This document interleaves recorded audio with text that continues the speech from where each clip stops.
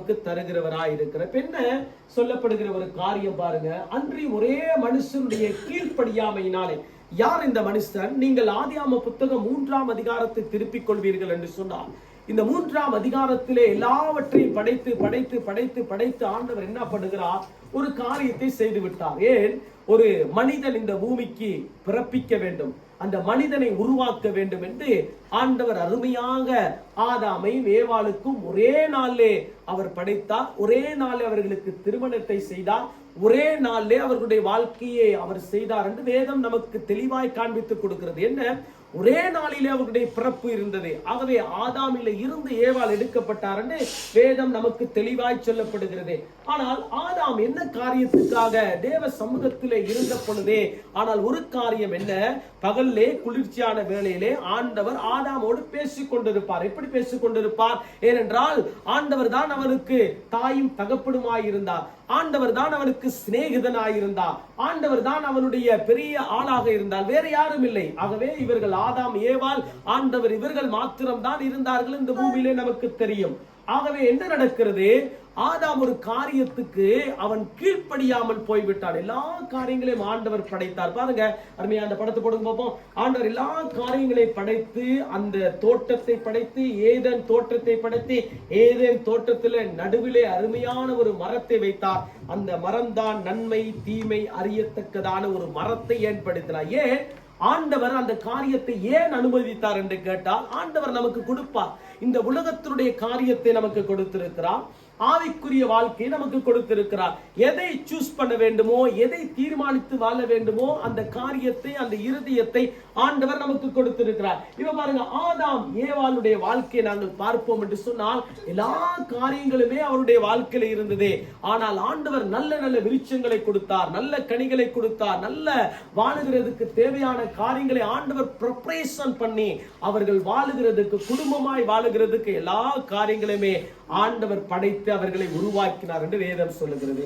ஆனால் இந்த 3ஆம் அதிகாரத்திலே நாங்கள் பார்க்கின்ற பொழுது ஒரு மிகப்பெரிய ஒரு வேதனை என்னவென்று கேட்டால், இந்த ஆதாம் ஏவாள் ஆண்டவருடைய வார்த்தைக்கு கீழ்ப்படியாமல் போனார்கள்.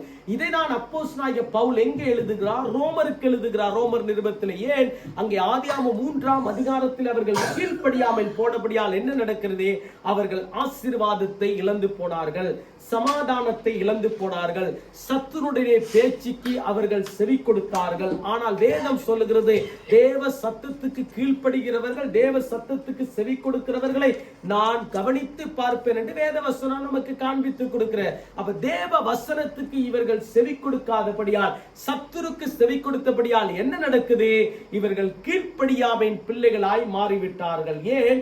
ஆண்டவர் பாருங்க, அவர்களை நேசித்தார், 2 பேரை நேசித்தார். 2 பேருக்கு தேவையான பழங்களை, மரக்கறி வகைகள், என்னென்ன காரியங்களை செய்ய வேண்டுமோ எல்லாம் ப்ரிப்பரேஷன் பண்ணி அவர்களை உட்கார வைத்தார், நடுவிலே உட்கார வைத்தார். ஆனால் ஒரு காரியத்தை சொன்னார், ஒரு பிரமாணத்தை சொன்னார், ஒரு கட்டளையை சொன்னார், இது நிச்சயமாய் நீங்கள் இதை புசிக்க கூடாது என்று. ஆனால் சத்துரு பாருங்க, வசனத்தை வாசிக்க பார்ப்போம். ஆதியாகம புத்தகத்துல 3ஆம் அதிகாரத்துல 1வது வசனத்தை கொஞ்சம் வாசிக்க தம்பி, அப்பதான் கொஞ்சம் விளக்கொண்டு வரும். பழைய காரியத்துக்குள்ளே நாங்கள் தியானிப்பதற்கு கர்த்தர் நமக்கு கிருபை செய்வார். வாசிக்க பார்ப்போம். Le serpent était le plus rusé de tous les animaux des champs que l'Éternel Dieu avait fait. Il dit à la femme, Dieu a-t-il réellement dit, vous ne mangerez pas de tous les arbres du jardin? Amen. தேவனாகிய கர்த்தர் உண்டாக்கின சகல காட்டு மிருகங்களை பார்க்கிலும், பாருங்க, உண்டாக்கின சகல காட்டு மிருகங்களை பார்க்கிலும் சர்ப்பமானது தந்திரமுள்ளதாய் இருந்தது. பாருங்க, சர்ப்பமானது தந்திரமுள்ளதாய் இருந்தது. அது ஸ்திரியை நோக்கி நீங்கள் தோட்டத்தில் உள்ள சகல விருட்சங்களின் கனியையும் புசிக்க வேண்டாம் என்று தேவன் சொன்னதுண்டோ என்றது. இப்ப நமக்கு தெரியும், இந்த சர்ப்பான், இந்த சாத்தானாகிய இந்த சர்ப்பான், இந்த பாம்பு பெரிய, நமக்கு தெரியும், பாம்பை கண்டா படையே நடுங்குன்னு சொல்லுவாங்க ஊர்ல. ஆகவே பாம்பை கண்டா நமக்கு தெரியும். மலேசியாவில் இருந்தார், நாங்கள் ஸ்கூல் படிக்கிற காலத்துல பெரிய பாம்பு பிடிக்கிறவர். அவரை கொண்டு வந்து ஸ்கூல்ல காட்சிகள் காமிச்சாங்க. ஆனா அவர் மறுபடியும் அந்த மலேசியாவுக்கு போகும் பொழுது என்ன நடந்துச்சுன்னு கேட்டா, அவர் அந்த பாம்பை அந்த குகைக்குள்ள போய் பிடிக்கிறதுக்கு ட்ரை பண்ணி ஒரு கிளாஸ் ஒன்று இருந்துச்சு. அந்த கிளாஸை வந்து அது அந்த பாம்பு அந்த விஷத்தை கக்கும் பொழுது அதை சரியா பிடிக்கணும், இல்லாவிட்டால் பாம்பு இவரை இல்லாம பண்ணி பல பாம்புகளை பிடிச்சிருக்கிறார். ஆனால் என்ன நடந்துச்சு? இவருக்கு அந்த கிளாஸ் கொஞ்சம் மாறின உடனே இவர் அப்படியே கவ்வி பிடிச்சிட்டு மறிச்சு போய்விட்டார். அப்ப பாம்பை நம்ம கண்ட உடனே ஒரு பயம் வருகிறது. பாருங்க, ஊர்ல இங்க நமக்கு தெரியாது, ஊர்ல பாம்பு விளையாட்டு காட்டுவாங்க. மகடிய ஊதும் பொழுது அது ஆடிக்கொண்டிருக்கு, அப்படி இப்படி ஆடும். அப்ப பிள்ளைகள் எல்லாம் பார்ப்பாங்க, நாங்களும் பார்ப்போம். கடைசியா முடிஞ்சோடனே காசு கேட்பாங்க, கொடுப்போம், ஓகே இருக்கட்டும். ஆனால் பாம்பை கண்டோட நமக்கு என்ன வருகிறது? பதற்றம் வருகிறது, பயம் வருகிறது. ஆனால் அன்றைக்கே ஒரு காரியம் என்ன? சத்துரு அந்த என்ன பண்ணுகிறான்னு கேட்டா, சர்ப்பத்தை போல அவனுடைய காரியம், வார்த்தைகள் இருந்தது. ஒரு பக்கத்துல சர்ப்பம் போல இருந்தது, இன்னொரு பக்கத்துல இனிமையாய் இருந்தது. பாருங்க, வேதம் சொல்லுகிறது, அது தெளிவாய் சொல்லப்படுகிற தந்திரம் உள்ளதாயும் இருந்தது. அது ஸ்திரியை நோக்கி, பாருங்க, நீங்கள் தோட்டத்தில் உள்ள சகல விருட்சங்களின் கனியை புசிக்க வேண்டாம் என்று தேவன் சொன்னது உண்டோ என்றது. அடுத்த வசனம் வாசிங்க, இரண்டாவதுக்கு போவோம். ஸ்திரீ சர்ப்பத்தை பார்த்து, நாங்கள் தோட்டத்தில் உள்ள விருட்சங்களின் கனிகளை புசிக்கலாம், ஆனாலும் தோட்டத்தின் நடுவில் இருக்கிற விருட்சத்தின் கனியை குறித்து தேவன் நீங்கள் சாகாதபடிக்கு அதை புசிக்கவும் அதை தொடவும் வேண்டாம் என்று சொன்னார் என்றார். இப்ப இவர்களுக்கு நல்ல ஞாபகம் வந்துட்டு, ஆண்டவர் சொன்ன இந்த கட்டளை பிரமாணம் வந்து விட்டது, ஞாபகம் இருக்கிறது. ஆகவே தேவனுடைய வார்த்தைக்கு கீழ்ப்படிய வேண்டும் என்கின்றதான ஒரு சிந்தை வந்திருக்கிறது, ஒரு ஞானம் வந்திருக்கிறது. ஓகே, இது ஆண்டவர் கொடுத்ததான ஒரு சிந்தை, ஆண்டவர் கொடுத்ததான ஞானம். இப்ப சத்துரு என்ன பண்றான்? சாத்தான், இந்த பாம்பாகிய சாத்தான் என்ன பண்ணுகிறான்? பேசி பேசி பேசி, கொஞ்சம் கொஞ்சமா பேசி பேசி, ஏனென்றால் தேவனுடைய மகிமை இழந்து போயிடக்கூடாது, தேவனுடைய மகத்துவத்தை நாங்கள் இழந்து போயிடக்கூடாது. இப்ப தேவனுடைய மகிமையை, மகத்துவத்தை இந்த ஆதாம் ஏவாள் இழக்க வேண்டும். ரெண்டு பேரும் இழந்து போக வேண்டும். ரெண்டு பேரும் தேவனுடைய அந்த ஏதேன் தோட்டத்தை விட்டு வேறு பிரிக்கப்பட வேண்டும். இவர்களுடைய பாவ கண்கள் வர வேண்டும், பாவத்துடைய இருதயம் வர வேண்டும், பாவத்துடைய சிந்தை வர வேண்டும். ஆகவே இதை எப்படியாவது கேட்ச் பண்ணிட்டான், இதை எவரையாவது இவங்களை பிடிக்கணும். பிடிச்சிட்டு என்ன பண்றான்? அடுத்த 4வது வசனத்தை வாசிங்க பார்ப்போம். அப்பொழுது சர்ப்பம் ஸ்திரியை நோக்கி, நீங்கள் சாகவே சாவதில்லை. இப்ப நல்ல ஒரு காரியத்தை சொல்லுகிறான் இவன். சத்துரு என்ன காரியத்தை சொல்லுகிறான்? இவர்களுக்கு இனிமையாய் தோன்றுகிறதுக்கு என்ன, பார்க்கிறதுக்கு ஒரு இனிமையாய் தோன்றுகிறதுக்கு என்ன பண்ணுகிறான்? நீங்கள் சாகவே சாவதில்லை என்று அவன் ஒரு அறிவுரையை சொல்லுகிறான். நீங்கள் ஒரு காலமும் சாவதில்லை. ஏன் என்று கேட்டால், உங்களுடைய மரணம் சாகிறதுக்கே அனுமதிக்கிறது இல்லை, நீங்கள் சாகிறது இல்லை. ஏன் என்று கேட்டால், நீங்கள் இதை புசித்தீர்கள் என்று சொன்னால் நீங்கள் தேவ தூதர்களை போல ஆகிவிடுவீர்கள் என்று சொல்லுகிறான். ஆனால் ஆண்டுடைய வார்த்தை என்ன சொல்லுகிறது?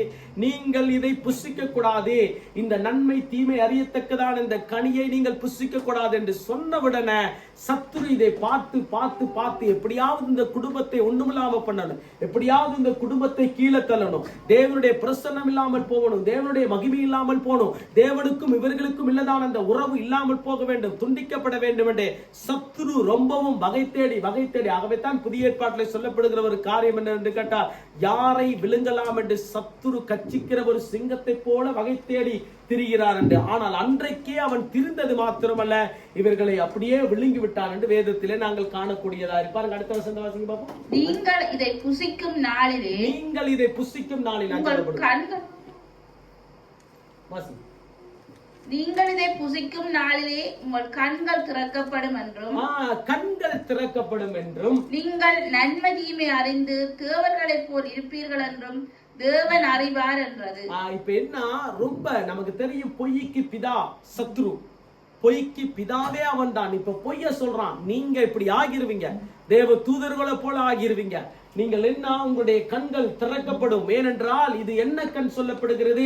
இது ஆண்டைக்கு இருந்ததான ஆவிக்குரிய கண்கள் மாமிசத்தின் கண்களாய் மாறிவிட்டது. ஆண்டவர் படைத்தார் அவர்களை ஒழுங்காக இருப்பதற்கு, கீழ்ப்படிந்து வாழ வேண்டும் என்று.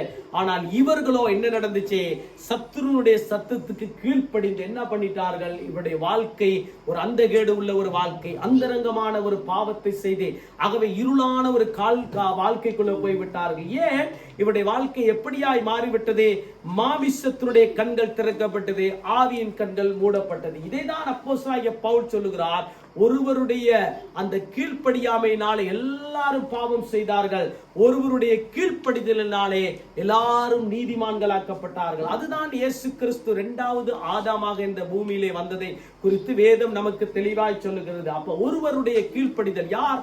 அந்த கிறிஸ்து இயேசுடைய கீழ்ப்படிதலினாலே நாங்களும் எல்லாரும் நீதிமான்களாக்கப்பட்டிருக்கிறோம். அப்ப நீதிமான் என்று சொல்லப்படும் பொழுதே நமக்கு தெரியும் பரிசுத்தமாக்கப்பட்டவர்கள், ஆகவே கிருபை பெற்றவர்கள், ரட்சிக்கப்பட்டவர்கள், தேவனுடைய வல்லமை பெற்றவர்கள், தேவனுடைய ஆசீர்வாதத்தை பெற்றவர்கள். இது யார் மூலமாய் நமக்கு கிடைத்ததே? கர்த்தராகிய இயேசு கிறிஸ்துவின் மூலமாய் கிடைக்கப்பட்டது. இப்ப இங்க காயனுடைய வாழ்க்கை குறித்து நமக்கு தெரியும். காயனுடைய வாழ்க்கையிலே இந்த சொந்த சகோதரனையே கொண்டு விட்டான். சொந்த சகோதரனை பாவம் பாருங்க. இந்த ஆதாம் கிட்ட இருந்ததான அந்த மீறுதல், ஆதாம் கிட்ட இருந்ததான அந்த கீழ்ப்படியாத தன்மை அப்படியே எங்க வந்துருச்சு? இப்ப காயனு கிட்ட வந்துச்சு. இப்ப காயனுடைய வாழ்க்கையை நாங்கள் பார்ப்போம். காயன் படத்தை பார்ப்போம். காயனுடைய வாழ்க்கையை நாங்கள் சின்ன பிள்ளைகளுக்கு கொண்டு வந்திருக்க அழகா. இப்ப காயனுடைய வாழ்க்கையை நாங்கள் பார்ப்போம் என்று சொன்னால் பாருங்க, நீங்கள் எடுத்து வாசிங்க பார்ப்போம். 4ஆம் அதிகாரத்துல 6ல இருந்து 10 வரை ஒருக்க வாசிங்க பார்ப்போம். இப்ப பாருங்க, காயன் இருக்காரு, இப்ப ஆபேல் கீழே கிடக்கிறாரு. இப்ப 2 பேரும் பலி செலுத்த போறாங்க. 2 பேரும் பலி செலுத்த போகும் பொழுது என்ன நடக்கிறது? இப்ப அவருடைய முகம் வேறுபட்டது என்று வேதம் சொல்லுகிறது. என்ன முகம் வேறுபட்டது? அந்த காயனுடைய முகம் அப்படியே வேறுபட்டது. இப்ப என்ன? ஆபேலுடைய காணிக்கை ஆண்டவர் ஏற்றுக்கொண்டார். இப்ப காயனுடைய காணிக்கை ஆண்டவர் ஏற்றுக்கொள்ளவில்லை. முதல்ல பிறந்த மனுஷன் பூமியில யார்? காயன். ஆதாமை ஏவாளையும் ஆண்டவர் உருவாக்கினார். இப்ப என்ன நடக்கிறது? இப்ப பாருங்க, வாசிங்க பாப்போம். 6வது வசனத்தோட வாசிங்க. Et l'Éternel dit à Caïn, pourquoi es-tu irrité et pourquoi ton visage est-il abattu? Certainement, si tu agis bien, tu relèveras ton visage, et si tu agis mal, Le péché se touche à la porte, et ses désirs se portent vers toi, mais toi domine sur lui.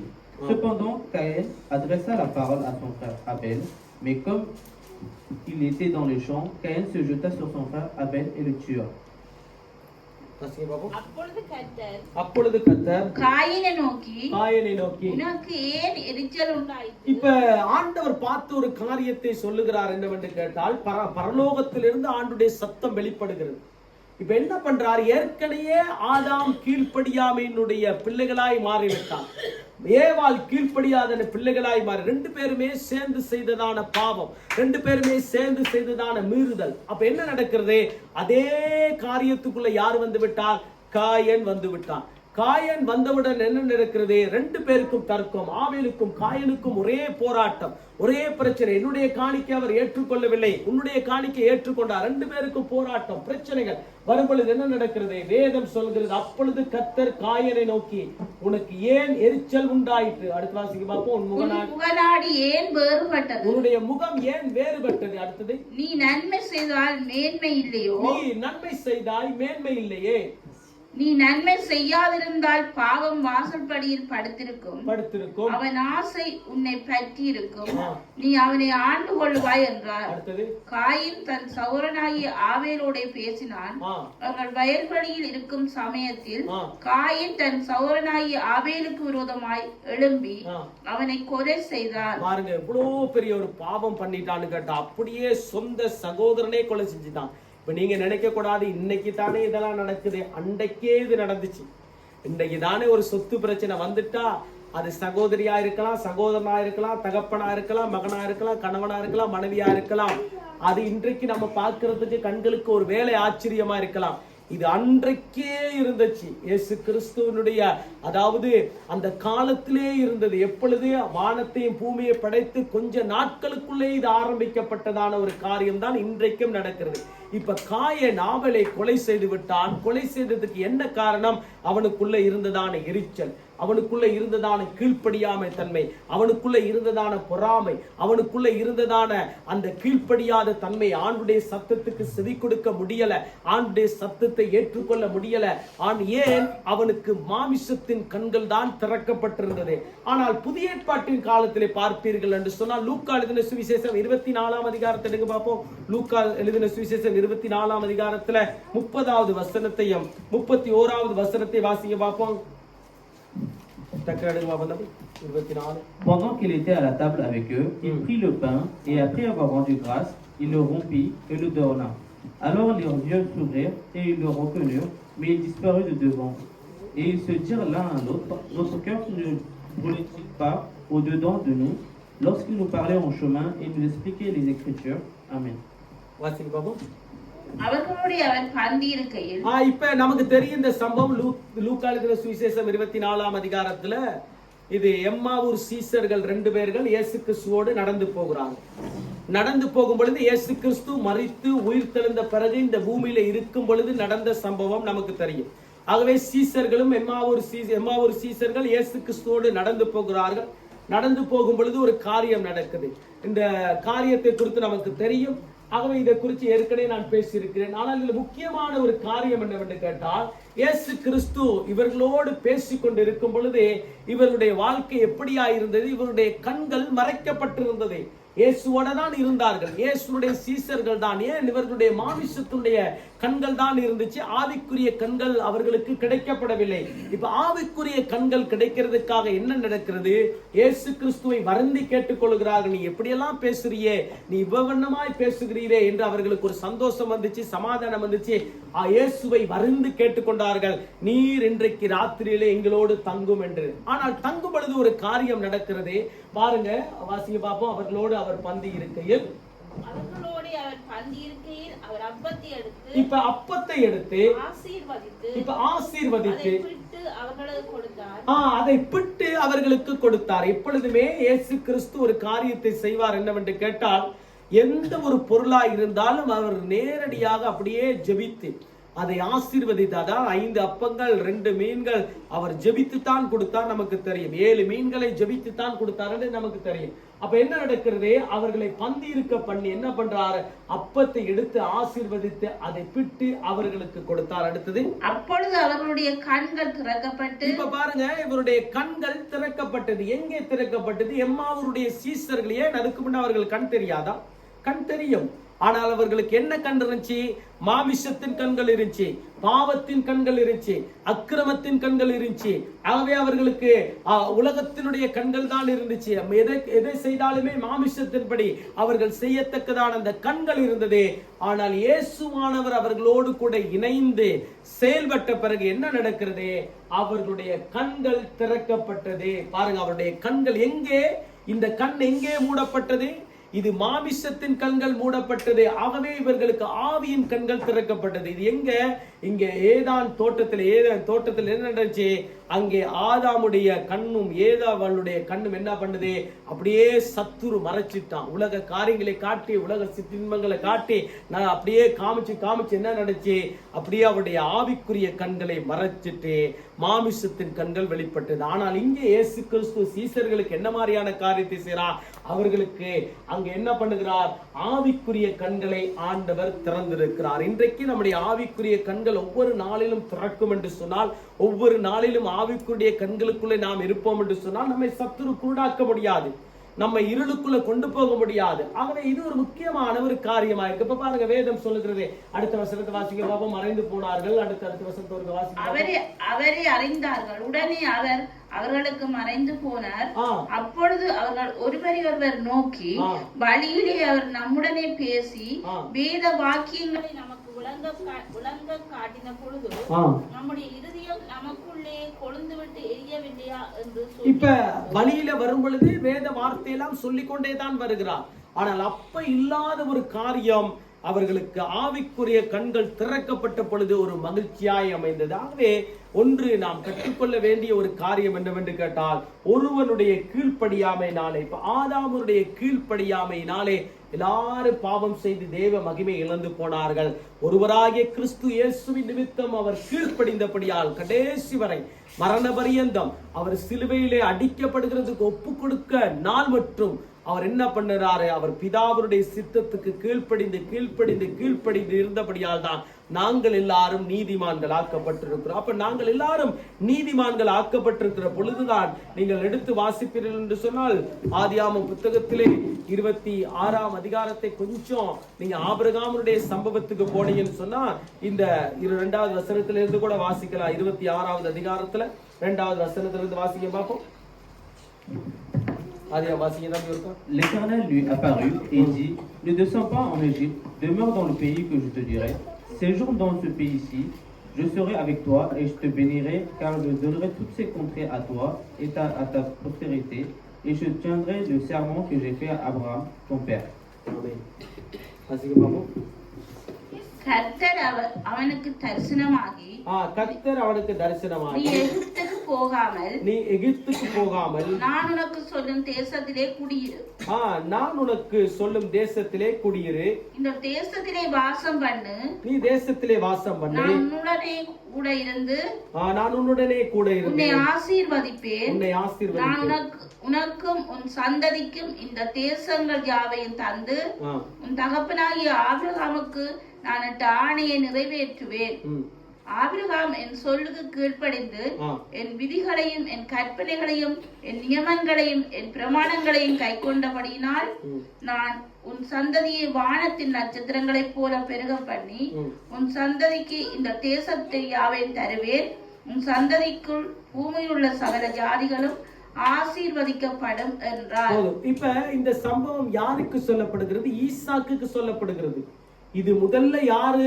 Abraham இந்த வார்த்தைக்கு கீழ்ப்படிந்தான் என்று இப்ப ஆண்டவரே சொல்லுகிறார். ஏனென்று கேட்டால் கீழ்ப்படிதல் முக்கியம். தேவ சமூகத்துக்கு தேவனுடைய வார்த்தைக்கு கீழ்ப்படிதல் முக்கியம். அப்ப கீழ்ப்படிதலுக்கு அடையாளமாக என்ன பண்ணுகிறார்? இப்ப ஆபிரகாம் அந்த நாட்களில் நியாயப்பிரமாணம் இல்லை. ஆகவே நியாயப்பிரமாணம் இல்லாத காலத்துல என்ன பண்ணுச்சு? ஆபிரகாம் கீழ்ப்படிந்தான் என்று ஆண்டவர் ஈசாக்குக்கு சொல்லிக் கொடுக்கிறார். இது ஈசாக்குக்கு சொல்லுகிற காரியம். ஏனென்று கேட்டால் ஈசாக்கு எப்படியாவது எகிப்துக்கு ஓடி போயிடுவோம் என்கிறதான ஒரு நோக்கம் வந்து விட்டது. கொஞ்சம் கஷ்டம் தாங்க முடியல, கொஞ்சம் விளைவின தாங்க முடியல என்று சொல்லும் பொழுது நாம கொஞ்சம் அங்கங்க போற மாதிரி. இப்ப என்ன நடந்துச்சு? இப்ப ஆண்டவர் சொல்லுகிறார். பாருங்க, அந்த வசனம் மறுபடியும் சொன்னா வசனத்தை வாசிக்க பார்ப்போம். அந்த வசனத்தை மாத்திரம் வாசிக்க பார்ப்போம். 2வது வசனத்தை கர்த்தர் அவனுக்கு தரிசனமாகி, பாருங்க, கர்த்தர் அவனுக்கு தரிசனமாகி நீ எகிப்துக்கு போக வேண்டிய அவசியம் இல்லை. ஏனென்று கேட்டால் எகிப்துக்கு நீ போக வேண்டிய அவசியம் இல்லை. நான் உனக்கு சொல்லுகிற என்னவென்று கேட்டால் நீ எகிப்துக்கு போக வேணாம். நான் தான் உன்னை அழைத்தேன். நான் தான் இந்த பூமியில உருவாக்கிறேன். ஆகவே நீர் கீழ்ப்படிய வேண்டும். இப்ப இந்த கீழ்ப்படிதலுடைய காரியத்துக்கு இப்ப ஈசாக்க கொண்டு வருகிறார். ஈசாக்க கொண்டு வரும்பொழுது என்ன நடக்கிறது? உன்னுடைய தகப்பன் என்னுடைய வார்த்தைக்கு கீழ்ப்படிந்தார். இப்ப பாருங்க, அதான் வசனம் சொல்லுகிறது. இந்த வசனத்தை வாசிக்கும் 4வது வசனத்தை மாத்திரம் வாசிக்க பார்ப்போம். ஆபிரகாம் என் சொல்லுக்கு கீழ்ப்படிந்து, பாருங்க, ஆபிரகாம் என் சொல்லுக்கு கீழ்ப்படிந்தார். அப்ப என்ன? ஆண்டுடைய வார்த்தைக்கு அவன் கீழ்ப்படிந்தான். அப்ப ஆபிரகாமுடைய ஆசீர்வாதம் நமக்கு தேவை. ஆபிரகாமை குறித்து நாங்க அப்படியே பாடல் பாடும் பொழுது ஆபிரகாமுடைய ஆசீர்வாதம் எங்களுக்கு தேவை. ஆபிரகாமை போல விசுவாசத்துல இருக்கணும்னு நமக்கு விருப்பம். ஆபிரகாமை போல பணக்காரனா இருக்கணுங்கிற விருப்பம். ஆபிரகாமை போல நம்ம வாக்குத்தத்த வார்த்தைகளை சுதந்திரித்துக் கொள்ள வேண்டும் என்று விருப்பம். அது உண்மை, அது எல்லாருக்கும் அது விரும்பத்தக்கதான ஒரு காரியம். ஆனால் ஆண்டவர் சொல்லும் பொழுது பாருங்க, சொல்லுகிறான், ஆபிரகாம் என் சொல்லுக்கு கீழ்ப்படிந்து, என்னுடைய வார்த்தைக்கு அவன் கீழ்ப்படித்தான். முழுமையான கீழ்ப்படிதல். என்ன காரியத்தை சொன்னோம்னா நமக்கு தெரியும். ஆபிரகாமை குறித்து தெரியும். சொந்த தேசம், சொந்த ஜனம், அம்மா அப்பா எல்லாத்தையும் விட்டுட்டு நீ ஓடிவா, அவ்வளவுதான். நான் உனக்கு சொல்றேன். ஒரு கேள்வியும் கேட்கல. ஆள் ஓடி வந்துட்டார். ஓடி வந்த பொழுதுதான் ஆண்டவர் சொல்லுகிறார், ஆபிரகாம் என் சொல்லுக்கு கீழ்ப்படிந்து. ஏனென்றால் என்னுடைய வார்த்தைக்கு கீழ்ப்படிந்தான். இது யார் கீழ்ப்படியில? இப்ப ஆதாமும் ஏவாளும் கீழ்ப்படியில. ஆனபடியால் தான் அவருடைய கண்கள் மறைக்கப்பட்டது. இவருடைய கண்கள் மறைக்கப்பட்டு என்ன நடந்துச்சு? அப்படியே அவர்கள் செஞ்ச பாவத்து நிமித்தம் முழு உலகத்துல பிறக்கிற எல்லாருமே பாவமான மனிதர்களாய் மாறிவிட்டார்கள். அதுதான் காயினுடைய வாழ்க்கையில் நடந்த ஒரு சம்பவம். காயத்தினுடைய, ஏனென்று கேட்டால் வேதம் சொல்லுகிறதே, அதாவது ஆதாமை போலதான் அவன் காயன் பிறந்தான் என்று. ஆதாமுடைய என்ன சாயலோ அந்த சாயல் அவனுக்குள்ளே வந்து விட்டது. ஆனால் இயேசு ஆண்டவர் படைக்கும் பொழுது என்னத்தை படைச்சால்? தம்முடைய சாயலாகத்தான் படைச்சால். அப்ப இயேசுனுடைய என்ன குணாதிசயமோ அதுதான் ஆதாமுக்கு. இயேசுனுடைய சரீரம் எப்படியா இருந்ததோ அதுதான் அவனுடைய சரீரம். ஆனால் அது பிறகு அந்த பாவம் செய்த பிறகு அவனுடைய மாமிசம் கண்கள் அப்படியே அவனுக்கு வெளிப்பட்ட பிறகு ஆவியின் கண்கள் மூடப்பட்ட பொழுது என்னவாயிட்டே? பாவ மனிதனாய் மாறிவிட்டான். மாறினவுடன் காயலும் அதே காரியத்துக்குள்ள போயிட்டார். இருக்கட்டும், இப்ப என்ன நடக்கிறது? ஆனால் ஆபிரகாமை குறித்து சொல்லும் பொழுது ஆபிரகாம் கீழ்ப்படிந்து என் விதிகளையும் என் கற்பனைகளையும், பாருங்க, உண்டு ஆண்டுடைய விதிகளையும் உண்டு. அவன் என்ன?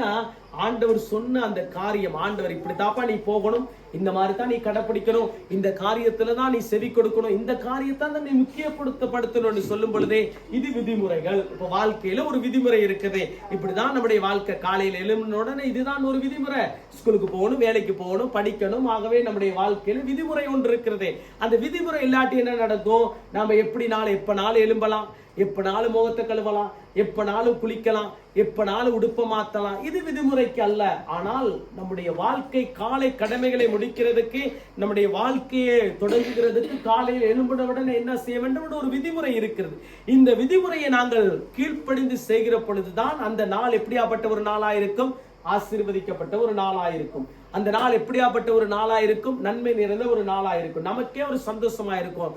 நாம நம்முடைய ஆண்டவர் கொடுத்ததான அந்த விதிமுறையை கடைபிடிக்க பாருங்க. ஒரு சிலர் நல்லா இருப்பாங்க, 12 மணி வரை நித்திர, 12 மணி வரை நித்திர, அங்கங்க பார்த்தா வாழ்க்கையில ஒரு விதிமுறையும் இருக்காது. இப்ப டீப்பிள் டவர் மாதிரி ஒவ்வொரு வீட்டுகள்ல அப்படியே குமிஞ்சு போய் கிடக்கும். நமக்கு தெரியும் விதிமுறைகள். இந்த விதிமுறைகளை ஆண்டவர் விரும்ப மாட்டார். அப்ப என்ன, ஆண்டவர் நமக்கு கொடுத்த ஒரு விதிமுறைகள் இருக்குது. குடும்பமோ வாழ்க்கையோ ஒரு விதிமுறை இருக்கிறது. இதை தான் நாங்கள் பின்பற்ற வேண்டும். பாருங்க வசனம் சொல்லுகிறது பாருங்க, கீழ்ப்படிந்து என் விதிகளையும், பாருங்க விதிகளையும், அடுத்தது என் கற்பனைகளையும். என்னுடைய கற்பனை என்ன, ஆண்டவர் கொடுத்ததான அந்த கற்பனை, ஆண்டவர் கொடுத்ததான அந்த கற்பனைகளை அவன் அப்படியே அதை தள்ளி விடல. இதுதான் ஆபிரகாம் கீழ்ப்படிந்த மனுஷன் வேதம் நமக்கு காண்பித்து கொடுக்கிறது.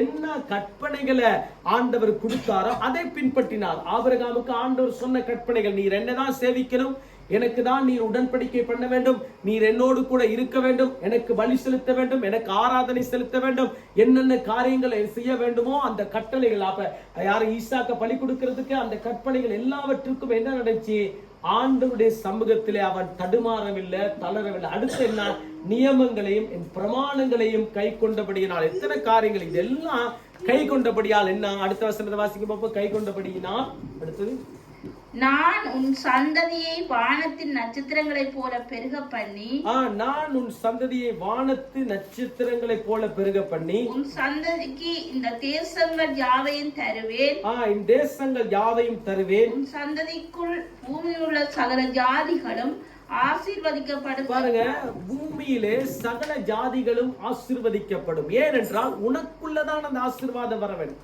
ஆபிரகாமுக்குள்ளே இருந்தது, அது ஈசாக்குக்குள்ளே வந்தது, ஈசாக்குக்குள்ளே வந்தது, யாக்கோபுக்குள்ளே வந்தது, யாக்கோபுக்குள்ளே வந்தது. அடுத்து என்ன நடந்துச்சுன்னு கேட்டா யோசேப்புக்குள்ளே வந்தது. இது நமக்கு தெரியும். ஏன் அந்த ஆசீர்வாதம் வந்து அப்படியே ஒவ்வொருத்தருக்கா ஆண்டவர் அப்படியே சந்திதி ஆசீர்வாதத்தை கொடுக்கிறதுக்கு அவர் ஆண்டவர் கட்டளையிட்டு கொடுத்தார். காரணம் என்னவென்று கேட்டால் ஆபிரகாம் முழுமையான ஒரு கீழ்ப்படிந்து, ஆண்டவர் தான் சொல்லுகிறார். அவனுடைய தகப்பன் இருக்கார்ல ஆபிரகாம், ஈசாக்கு சொல்ல, நீ கொஞ்சம் அப்படி இப்படின்னு நீ எகிப்துக்கு ஓட பாக்குற, கொஞ்சம் அப்படி இப்படின்னு நீ என்ன பண்ற, எகிப்தினுடைய ராஜாவோட அங்க போய் கூட்டு சேர்க்க போற. இன்னும் அது இருக்க கூடாது உனக்கு. நீ அங்க போயிட்டா மாறிடுவ, அங்க போயிட்டா நீ என்ன நடக்கும்னு தெரியாது. ஆனா நான் உனக்கு சொல்லுகிற காரியம் என்னவென்று கேட்டால், உன்னுடைய தகப்பனாகிய ஆபிரகாம் என்னுடைய நியமங்களை கடைபிடித்தான், என்னுடைய கட்டளைகளை கை கொண்டான், என்னுடைய பிரமாணங்களை கை கொண்டான், விதிமுறைகளை கற்றுக்கொண்டான், இதெல்லாம் கற்றுக்கொண்டான். காரணம் என்னவென்று கேட்டால், எனக்கு அவன் கீழ்ப்படிந்திருக்கிறான். ஆகவே எனக்கு கீழ்ப்படிந்தபடியால் அவனுக்கு தேவையான அனைத்து ஆசீர்வாதங்களை நான் உனக்கு கொடுத்திருக்கிறேன், உனக்கும் அதை தருவேன். இதுதான் உன்னுடைய ரகசியம். என்ன, ஆபிரகாமுக்கு இந்த காரியங்கள் எல்லாம் செய்யப்பட்டதுக்குரிய காரணம் என்ன, ஆபிரகாம் முழுமையாய் கீழ்ப்படிந்தான். இப்ப ஈசாக்கை யார் நடத்துகிறார்? இப்ப ஆண்டவர். இப்ப நல்ல வாசித்து பாத்தீங்கன்னா இது ஆண்டவர் பேசுகிற வார்த்தை, ஆண்டவர் சொல்லுகிற காரியம். ஆண்டவர் சொல்ல காரியத்துக்கு நீரும் இப்படியே செய்வீர் என்று சொன்னால் உனக்கும் ஆசீர்வாதம் உண்டு, உன்னுடைய பிள்ளைகளுக்கும் ஆசீர்வாதம் உண்டு, உன்னுடைய சந்ததிக்கும் ஆசீர்வாதம் உண்டு, உனக்குள்ளே ஜனங்கள் ஆசீர்வதிக்கப்படுவார்கள். ஏன், காரணம் என்னவென்று கேட்டால் கீழ்ப்படிதல் முக்கியம். கீழ்ப்படிதல் நம்முடைய வாழ்க்கையில பிரதானமான காரியம் உண்டு. அந்த கீழ்ப்படிதல் இருக்கும் என்று சொன்னால் நம்முடைய வாழ்க்கையில ஆண்டவர் பெரிய காரியங்களை செய்கிறதுக்கு போதுமானவராக இருக்கிறார். அப்ப பாருங்க, சங்கீதம் 105 போன வாரம் நாங்க வாசித்தோம். 105வது சங்கீதத்துல இப்ப 17வது வசனத்தை கொஞ்சம் 18, 19 நான் காண்பித்து கொடுக்கிறேன். பாருங்க, வாசிக்க பார்ப்போம். 105வது சங்கீதத்துல தம்பி ஒரு அடுத்து வாசிக்க பார்ப்போம். 17, 18, 19. Il envoya devant eux un homme, Joseph, fut vendu comme esclave. On serra ses pieds dans des liens, on le mit au fer, jusqu'au temps où il arriva ce qu'il avait annoncé, et où la parole de l'Éternel l'éprouva. Amen. அவர்களுக்கு முன்னாலே புருஷனை அனுப்பினார். இப்ப ஒரு புருஷனை அனுப்பினார். இது நமக்கு தெரிஞ்ச ஒரு சம்பவம், அடிக்கடி நாம கேட்டு இருக்கிற ஒரு சம்பவம். அந்த புருஷன் யாரு? யோசேப்பு. இப்ப எங்கே போக பாருங்க, இத சங்கீத புத்தகத்துல எழுதி வச்சிருக்கிறது. இப்ப யோசேப்பு எங்கே அனுப்ப வேண்டிய ஒரு சூழ்நிலை, எகிப்துக்கு போறார். எகிப்துக்கு போகும் பொழுது என்ன நடக்கிறது நமக்கு தெரியும். எகிப்துக்கு அனுப்பப்பட்டதான ஒரு புருஷன் இவர் யோசேப்பு. இப்ப இவருடைய வாழ்க்கை எப்படியா இருக்கிறது வாசிக்க பார்ப்போம். யோசேப்பு சிறையாக விற்கப்பட்டான். யோசேப்பு சிறையாக விற்கப்பட்டான். அவன் கால்களை விலங்கு போட்டு ஒடுக்கினார்கள். இவங்க பாருங்க, இவருடைய கால்களை என்ன பண்ணுச்சு நமக்கு தெரியும். விலங்கு போட்டு ஒடுக்கினார்கள். விலங்க போட்டு அப்படியே அவனுக்கு என்ன பண்றது, விலங்க போட்டாங்க, ஜெயில போட்டுட்டாங்க. ஜெயில போட்டது பார்த்தா காலில் அடிச்சிருவாங்க. காலில் போட்டதோட வெளியில போக முடியாத அளவுக்கு காலுக்கு வெங்கல விலங்கு போட்டாச்சு. அந்த விலங்கு எடுக்கணும்னா முடியாது, கஷ்டம். ஆனா அதை எடுக்கிறதுக்கு ஒருவர் உண்டென்றால் அது ஆண்டவர் மாத்திரம் தான். இப்ப என்ன நடக்குது வாசிக்க பார்ப்போம். அவன் பிராணன் இரும்பில் அடைக்கப்பட்டிருந்தது. பிராணன் இரும்பில் அடைக்கப்பட்டிருந்தது. கர்த்தர் சொன்ன வார்த்தை நிறைவேறும் அளவும், கர்த்தர் சொன்ன வார்த்தை நிறைவேறும் அளவும் அவருடைய வசனம் அவனை புடமிட்டது. அவருடைய வசனம் அவனை புடமிட்டது. எப்ப 30வது வயசுல நடக்க வேண்டிய காரியம் 12-13 வயசுலயே போடப்பட்டாச்சு. அப்ப எத்தனை வருஷம் காத்திருந்து காரணம் என்னவென்று கேட்டால் கீழ்ப்படிதல். இப்ப யோசேப்பினுடைய கீழ்ப்படிதல் தான் அந்த ஜனங்கள் என்ன பண்றாங்க, பாலும் தேனும் ஓடுகிறதான அந்த கானான் ஊருக்கு அழைத்து வருகிறதுக்கு தேவனுடைய கிருபை இருந்தது. யோசேப்பு அன்றைக்கே கீழ்ப்படியாமல் போய்விட்டு தேவனுடைய வார்த்தையாச்சு, நம்மளாச்சு, நமக்கு நல்ல தொழில் இருக்கு, நமக்கு நல்ல ராஜ மரியாதை இருக்கு, நமக்கு நல்ல இடம் இருக்குது, சாப்பாட்டுக்கு நல்ல வசதி இருக்கிறது, உடுத்துறதுக்கு நல்ல வசதி இருக்கிறது அப்படின்னு அப்பயே அவர் எகிப்துல அடிமையிலா இருந்த பிடிப்பட்ட பிறகு அவர் அந்த காரியத்தை வச்சு மிஸ்யூஸ் பண்ணியிருந்தார். தவறுதலா அந்த காரியத்தை பயன்படுத்தி இருந்தால் இன்றைக்கு இஸ்ரவேல் ஜனங்களையும் இருந்திருக்க மாட்டார்கள். கானான் ஊர் என்கின்ற ஒரு இடமும் இருந்திருக்கிறாது. இன்றைக்கு ரட்சிப்பும் இருந்திருக்கிறாது. பாருங்க எவ்வளவு பெரிய ஒரு திட்டத்தை ஆண்டவர் வச்சிருக்கார். அந்த திட்டம் நிறைவேறிப்பதான் யோசேப்புடைய வாழ்க்கை. பாருங்க, ஆண்டவர் அந்த வார்த்தை புடமிட்டு ஏன் என்று கேட்டால் அவனுடைய வாழ்க்கை உயர்த்தப்பட வேண்டும். இதுக்கு மெயின் காரணம் என்ன? இந்த யோசேப்புடைய வாழ்க்கையை முக்கியத்துவம் படுத்தி ஆண்டவர் பேசுகிற காரணம் என்று கேட்டால் அவன் ஆண்டவருக்கு அப்படியே கீழ்ப்படிந்த ஒரு மனிதனாக இருந்தான். கடைசி வரை அப்படியே கீழ்ப்படிந்து வாழ்ந்தபடியால் தான் அவன் உயர்ந்த ஸ்தானத்துக்கு வந்தான். உன்னதமான ஒரு கிருபையை பெற்றான், உன்னதமான ஒரு தயவை பெற்றான், உன்னதமான ஒரு இரக்கத்தை பெற்றான்.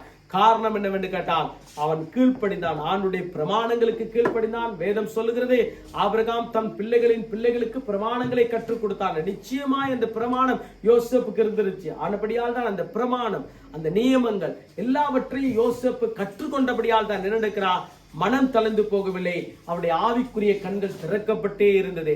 ஆவிக்குரிய வாழ்க்கை சரியாக இருந்தது. காரணம் என்னவென்று கேட்டால் மாமிசத்துக்குள்ள போகவில்லை. அவன் தனக்கென்று ஒரு முடிவு எடுக்கவில்லை, தனக்கென்று ஒரு காரியத்தை செய்யவில்லை. ஆண்டுடைய வார்த்தைக்கு அப்படியே கீழ்ப்படிந்தே தன் ஆவி ஆத்மா சரீரம் முழுவதையும் ஒடுக்கி இருந்தபடியால் தான் வேதம் சொல்லுகிறதே அவன் உயர்த்தப்பட்ட ஒரு மனிதனாய் மாறினான். உன்னதமான கிருபைகளை பெற்ற ஒரு மனிதனாய் மாறினான். பாருங்க, தெளிவாய் சொல்லப்படுகிறவர் கர்த்தர் சொன்ன வார்த்தை நிறைவேறும் அளவும். அப்ப நமக்கு ஆண்டவர் வாக்குத்தத்த வார்த்தை கொடுத்திருக்கிறார். இந்த வார்த்தைக்கு நாம கீழ்ப்படியதான் ஆசீர்வாதம். ஆண்டவர் நமக்கு நல்ல வார்த்தைகளை கொடுத்திருக்கிறார், நல்ல வாக்குத்தத்த வார்த்தைகளை கொடுத்திருக்கிறார். அந்த வார்த்தையை சொல்லி ஜெபிக்கிறோம். ஆனால் அந்த வார்த்தைக்கு இந்த கீழ்ப்படியதான் நாங்கள் ஆசீர்வாதத்தை பெற்றுக்கொள்ள முடியும். இதுதான் அந்த வசனம். பாருங்க, நிறைவேறும் அளவோ அவருடைய வசனம் அவனை புடமிட்டது. அப்ப புடமிட்டு அவருடைய வாழ்க்கை ஆண்டவர் சரி செய்து உயர்ந்த ஒரு கிருபைகளை ஆண்டவர் கொடுத்தார். இப்ப நாம யோசுவா 24ஆம் அதிகாரத்திலே 24வது வசனத்தை கொஞ்சம் நாங்க வாசித்து பார்க்க நேரம் போது வாசிக்க பார்ப்போம். 24 ஒருக்கா வாசிக்க பார்ப்போம். யோசுவா 24. Et le peuple dit à Josué, nous servirons l'Éternel, notre Dieu, et nous demeurerons à sa voix. Amen. Amen. வாசிக்க பார்ப்போம். அப்பொழுது ஜனங்கள் யோசுவாவை நோக்கி நம்முடைய தேவனாகிய கர்த்தரையே சேவித்து, நம்முடைய தேவனாகிய கர்த்தரையே சேவித்து அவர் சத்தத்துக்கே கீழ்ப்படிவோம் என்றார்கள். அவருடைய சத்தத்துக்கே கீழ்ப்படிவோம் என்றார்கள். இது கடைசி அதிகாரம். நீங்க வீட்டிலே போய் வாசித்து பாருங்கள். இஸ்ரவேல் ஜனங்கள் எல்லாத்தையும் கண்டு வந்துட்டாங்க. எல்லா விதமான நன்மைகளை பெற்றுட்டு வந்துட்டாங்க. ஆனா திடீர்னு என்ன நடக்குது? கொஞ்சம் பிரச்சனை ஆகணும்னு, கொஞ்சம் சாப்பாடு கிடைக்காததுக்கு கொஞ்சம் டைம் ஆகணும்னு, கொஞ்சம் தண்ணி கிடைக்கிறதுக்கு கொஞ்சம் டைம் ஆகணும்னு என்ன பண்ணிடுறாங்க? டக்குன்னு மாறி போயிடுவாங்க. நமக்கு தெரியும் அவர்கள் வணங்கா கழுத்துள்ளது மோசையை சொல்லிவிட்டார். இப்ப என்ன நடக்கிறது? இதுல என்ன பண்றார்கள்? இவர்கள் ஆண்டவரை விட்டு தூர போக பார்க்கிறார்கள். என்ன? அந்நிய தேவர்களை நமஸ்கரிக்க பார்க்கிறார்கள், அந்நிய தேவர்களை போற்ற பார்க்கிறார்கள். இதற்குத்தான் ஒரு காரியம் நடக்கிறது. யோசுவா தைரியமாய் பேசுதல். ஆதாம் கீழ்ப்படியில, இயேசு கீழ்ப்படிந்தார். கீழ்ப்படிந்து என்ன நடந்துச்சு? நம்ம எல்லாரையும் விடுதலை ஆக்கிட்டார், உலகத்தை விடுதலை ஆக்கிட்டார், பாவ கரைகளை போக்கிவிட்டார், போக்குன உடனே நாங்கள் எப்படியாய் மாறிவிட்டோம், நீதிமான்களாய் ஆக்கிவிட்டோம். இப்ப அடிக்கடி இந்த வார்த்தை நமக்கு தேவை. நான் நீதிமான், நான் நீதிமான். அதான் நான் சொல்லுகிற ஒரு காரியம், நான் நீதிமான். காலையில வாட்ஸ்அப்ல நான் ஒரு மெசேஜ் போடுவேன், ஒரு குட்டி மெசேஜ். என்னை ரட்சிக்கப்படாதவர்கள் அநேகர்கள் இருக்கிறபடியா என்னுடைய சொந்தக்காரர்கள் நண்பர்கள் இருக்கிற எப்படியோ ஒரு வார்த்தை போய் சேரட்டும்ங்கிறதுக்காக நான் சொல்லுகிற ஒரு காரியம், நீதிமான். ரட்சிக்கப்பட்டவர்கள் நீங்கள் ஒன்று யோசிக்க வேண்டும், நான் நீதிமான், நான் பாவத்திலிருந்து விடுதலையாக்கப்பட்டேன், சாபத்திலிருந்து விடுதலையாக்கப்பட்டேன். இது இயேசுதான். இது அடிக்கடி நாங்கள் பிரயோகப்படுத்த அந்த வார்த்தையை சொல்ல என்ன நடக்கிறது, நாங்கள் நீதிமான்களாகவே மாறிக்கொண்டு வருகிறோம். இப்ப என்ன நடக்குது, அப்படியே நீங்களும் உங்களை பாவத்திற்கு மறித்தவர்களாகவும் நம்முடைய கர்த்தராகிய இயேசு கிறிஸ்துவுக்கு தேவன் என்று பிழைத்திருக்கிறவர்களாகவும் எண்ணிக்கொள்ளுங்கள். நீங்கள் இதை நினைத்துக் கொள்ள வேண்டும். ஏனென்றால் நீங்கள் நினைக்காமல் இருக்கக்கூடாது. நீங்கள் அடிக்கடி சிந்திக்க வேண்டிய ஒரு காரியம், நீங்கள் அடிக்கடி நீங்கள் எண்ண வேண்டிய ஒரு காரியம் என்னவென்று கேட்டால், உங்களுடைய வாழ்க்கையிலே உங்களுடைய ஆவிக்குரிய கண்கள் திறக்கப்பட்டிருக்கிறது.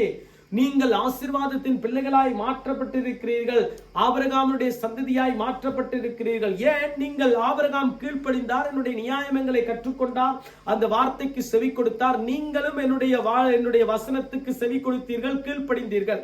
ஆனபடியால் நீங்கள் எப்படியாப்பட்டவர்களாய் இருக்கிறீர்கள் என்று கேட்டால், நீங்கள் கிறிஸ்துவுக்குள் தேவன் என்று பிழைத்திருக்கிறீர்கள். ஆனபடியால் அடுத்த வசனத்தை வாசிக்க பார்ப்போம், 12வது வசனத்தை. ஆகையால் நீங்கள் சரீர இச்சைகளின்படி பாவத்துக்கு கீழ்ப்படியத்தக்கதாக சாவுக்கு ஏதுவான உங்கள் சரீரத்தில் பாவம் ஆடாதிருப்பதாக. பவுல் தெளிவாய் சொல்லுகிற ஒரு காரியம் என்னவென்று கேட்டால், நீங்கள் பழைய மனுஷன் கிடையாது, நமக்கு தெரியும். நீங்க பழைய காரியத்துக்குள்ள நீங்க பெயரக்கூடாது. நீங்க மறுபடியும் எகிப்துக்குள்ள பெயரக்கூடாது, உலகத்துக்குள்ள பெயரக்கூடாது. இப்ப நீங்கள் எப்படியாப்பட்டவர்களா இருக்கிறீர்கள், நீங்கள் எண்ணிக்கொள்ள வேண்டும், கிறிஸ்து உங்களுக்குள்ளே ஜீவிக்கிறார், ஆவியானவர் உங்களுக்குள்ளே ஜீவிக்கிறார். உங்களுக்கு பாவமான காரியம் வரக்கூடாது, பாவத்துக்கு நீங்கள் இடம் கொடுக்க கூடாது. ஏனென்று கேட்டால், ஆதாம் தான் அந்த காரியத்தை செஞ்சு அநியாயமா போயிட்டான். அதுக்கு பிறகு காயர் அநியாயப்பட்டா இஸ்ரவேல் ஜனங்கள் பலர் வடிந்து போய்விட்டார்கள். ஆனபடியால் நீங்கள் அப்படி அல்ல, நீங்கள் சுதந்திரம் உள்ளவர்கள். அப்பா பிதாவென்று சொல்லத்தக்கதான ஒரு புத்திர சுவிகாரத்தின் ஆவியை நான் உங்களுக்கு தந்திருக்கிறேன். ஆகவே ஆவியானுடைய வல்லமை உங்களுக்குள்ளே இருக்கிறதே.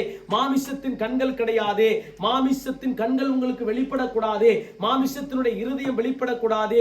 ஏனென்று கேட்டால், கர்த்தராகிய இயேசு கிறிஸ்து இந்த பூமிக்கு வந்து கீழ்ப்படிந்து அவர் இருந்தபடியால் அவர் எல்லாவற்றையும் செய்து முடித்தார். உங்களுக்கு தெரியும். ஆனபடியால் நீங்கள் ஒரு காரியத்தை செய்ய வேண்டும். ஆகையால் நீங்கள் சரீர இச்சையின்படி பாவத்துக்கு கீழ்ப்படியத்தக்கதாக, அதாவது சாவுக்கு ஏதுவான உங்கள் சரீரத்திலே பாவம் ஆளாதிருப்பதாக.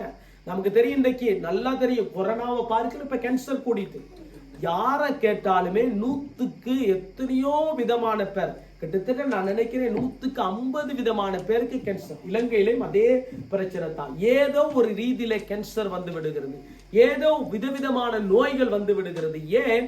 ஒரு சிலருடைய கவனமில்லாத குறை, ஒரு சிலருடைய பாவத்து நிமித்தம் வருகிறதான காரியங்கள். இதைதான் அவர் என்ன சொல்லுகிறார்னு கேட்டா, பாவத்துக்கு கீழ்ப்படியத்தக்கதாக நீங்கள் என்ன சாவுக்கேதுவான உங்கள் சரீரத்திலே பாவம் ஆளாதிருப்பதாக. நீங்கள் பாவத்தில் ஆளக்கூடாது, பாவம் உங்களை ஆளக்கூடாது. பாவம் ஆள்றதுக்கு நீங்க வழி வச்சிடக்கூடாது. பாவம் தேவையில்லை உங்களுக்கு. ஏன்னா பாவத்திலிருந்து நீங்கள் விடுதலை ஆக்கப்பட்டீர்கள். நீங்கள் என்னுடைய சத்தத்துக்கு கீழ்ப்படியுங்கள். கீழ்ப்படிந்தபடியால் நீங்கள் பாவத்திலிருந்து விடுதலை ஆக்கப்பட்டீர்கள். ஆனால் ஒன்று, அடுத்த வசனத்தை வாசிங்க பாப்போம். அடுத்தது 13வது வசனத்தை. நீங்கள் உங்கள் அவயவங்களை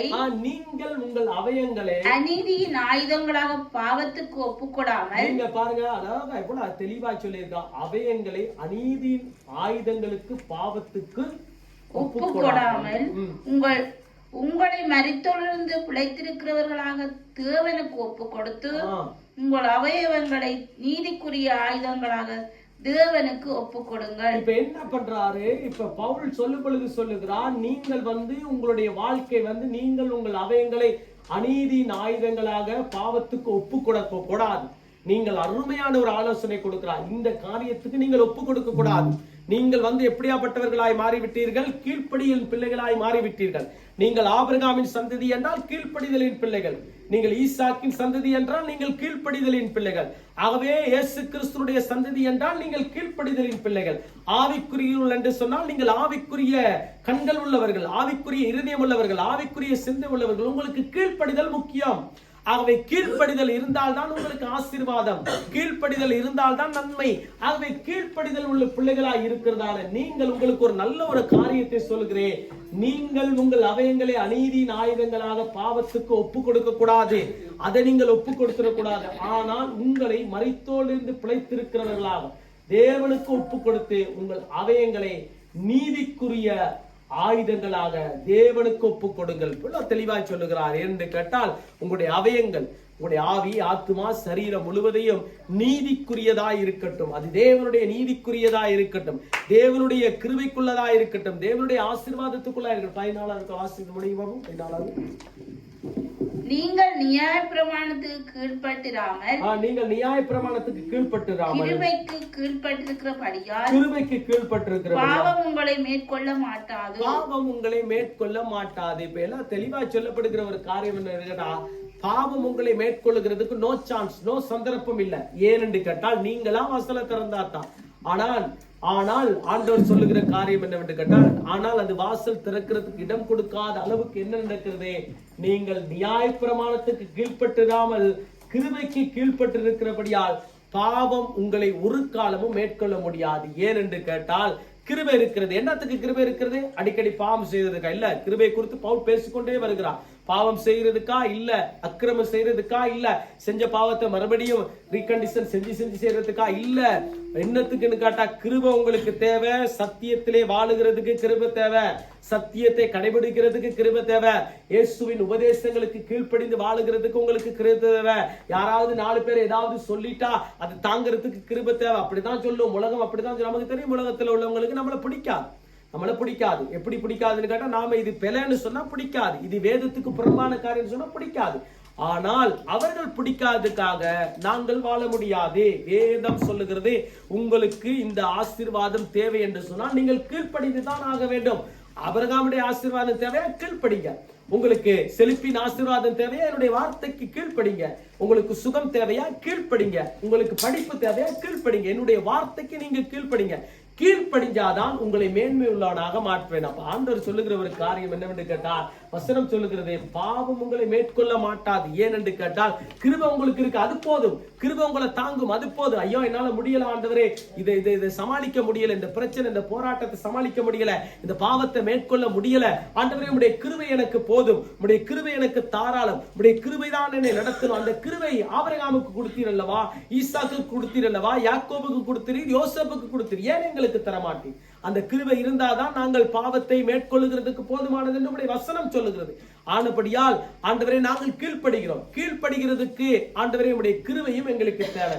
உடைய கிருபை இருந்தால்தான் நாங்கள் எங்களுடைய வாழ்க்கையிலே கீழ்ப்படிந்து ஆசீர்வாதத்தை பெற்றுக்கொள்ள முடியும் என்று அருமையாய் சொல்லுகிற வசனத்தை நாங்கள் பார்க்கிறோம். அப்படியா இந்த நேரத்திலே கண்களை மூடி நாங்கள் ஜெபிப்போம். நேரம் போகிறபடியா இந்த நாட்களிலே கீழ்ப்படிதல் உள்ளவர்களாய் மாறுகிறதுக்கு ஆண்டவர் அருமையான ஒரு காரியத்தை நமக்கு கற்றுக் கொடுத்தார்.